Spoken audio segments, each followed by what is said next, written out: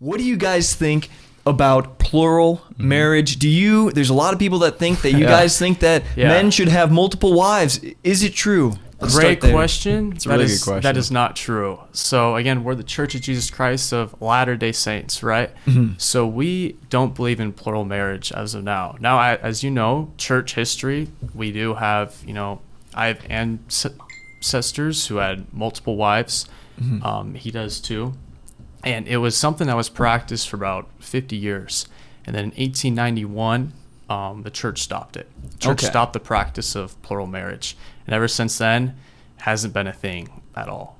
So plural marriage and any groups that associate with plural marriage are not a part of our church. Got it. So the practice of plural marriage, I've heard it still goes on, but is that a very small group of people? Is that right, that you don't correct. affiliate with? Yeah. So there's like different groups that have like left like our church, right? And they're not like affiliated in any like doctrinal or organizational religious type of standpoint. It's their own group, and they do practice that sort of thing. But for the Church of Jesus Christ Latter-day Saints, we don't practice that at all, and we haven't done so since 1891. Got it. There's like many different reasons as to why plural marriage was about, right? Why polygamy was a thing. The most important part is that we believe that God still speaks to men, right? And that God, through his prophet, revealed that plural marriage was to come about for a specific time for certain people, and then it was also taken away from another prophet. The first prophet, Joseph Smith, he passed away.